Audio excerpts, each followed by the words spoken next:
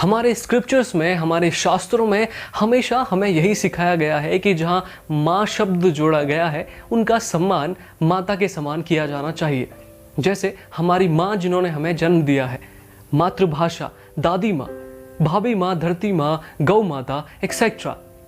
जैसे अपनी माँ को प्रोटेक्ट करना, उनकी रक्षा करना हमारी रिस्पॉन्सिबिलिटी है, हमारा कर्तव्य है, वैसे ही धरती माँ या उनसे जुड़ी हर चीज़ को बचा कर रखने की, उनको संभालने की भी हमारी उतनी ही रिस्पॉन्सिबिलिटी बनती है। किसी घर के भी हर मेंबर की ये रिस्पॉन्सिबिलिटी है कि वो अपने घर की रक्षा करे। हर परेशानी में, धूप में, बारिश में घर हमें संभाल कर रखता है। हमारी भी उस घर के लिए उतनी ही रिस्पॉन्सिबिलिटी बनती है। तो क्या हुआ, हम थोड़े टाइम के लिए घर से बाहर भी चले जाएं, देर सवेर लौट के तो हमें घर पर ही आना होता है। आज भू कानून एक हॉट टॉपिक है जो उत्तराखंड में ट्रेंड कर रहा है और आज लगभग हर वहाँ का निवासी भू कानून की मांग कर रहा है। मुझे लगता है हमें अपने अपने लेवल पर इस कानून की मांग करने के लिए आगे आना चाहिए। हमारे क्षेत्र को देवभूमि कहा जाता है और ये स्पेशल टैग देवभूमि जो उत्तराखंड को मिला है, ये कोई इत्तेफाक नहीं है, क्योंकि मैं खुद वहाँ से बिलोंग करता हूँ। तो मैंने सभी रीति रिवाज, सभी परंपराओं, सभी रिचुअल्स को बहुत करीब से देखा है। मैं किसी स्टेट को किसी दूसरे स्टेट से कंपेयर नहीं कर रहा हूँ। दरअसल हर किसी को अपने घर से प्यार होता है, चाहे आप कहीं भी क्यों ना चले जाएं। उत्तराखंड में भूमि को बहुत आदर, बहुत महत्व, बहुत सम्मान दिया जाता है। वहाँ भूमि का पूजन होता है और भूमि के देवता माने जाते हैं भूमिया देवता। हालांकि शहरों में भी भूमि पूजन होता है, लेकिन सिर्फ तब जब पहली बार किसी न्यू कंस्ट्रक्शन की नींव रखी जा रही हो। लेकिन वहाँ हर एक नए काम से पहले भूमि के देवता यानी भूमिया देवता की पूजा अर्चना की जाती है। अब लोग इसे अंधविश्वास कहें या श्रद्धा, पर वहाँ रहने वालों को इन सब के खूब पॉजिटिव रिजल्ट्स मिलते हैं। पूरा गांव एकजुट होता है और सभी को प्रसाद बांटा जाता है। उसी प्रसाद में से कुछ हिस्सा कौवे का, गाय का और कुत्ते का भी निकाला जाता है। किसी भी सीजन का पहला फल या पहली सब्जी पहले भगवान के नाम से निकाली जाती है और फिर उसे अपने डेली यूज़ के लिए लिया जाता है। यहाँ शहरों में हम त्योहार के नाम पर सिर्फ दिवाली और होली को थोड़ी चहल पहल से त्योहार बोलकर फॉर्मेलिटी करते हैं, लेकिन वहाँ लगभग हर महीने एक त्योहार मनाया जाता है। गुड़ सग्यान, घी सग्यान, खतड़ुआ, हरेला और बैसी, जागरी और धूनी के तो अपने अलग ही रंग हैं। ये सभी कुछ रंग हैं उत्तराखंड के।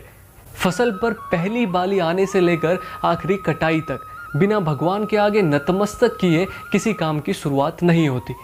सुबह आँख खुलते ही शंख और घंटियों की आवाज़ से सूरज के उगने से पहले उठकर सूरज का स्वागत किया जाता है। वहाँ चूल्हे की पहली रोटी गाय की और आखिरी रोटी कुत्ते की होती है।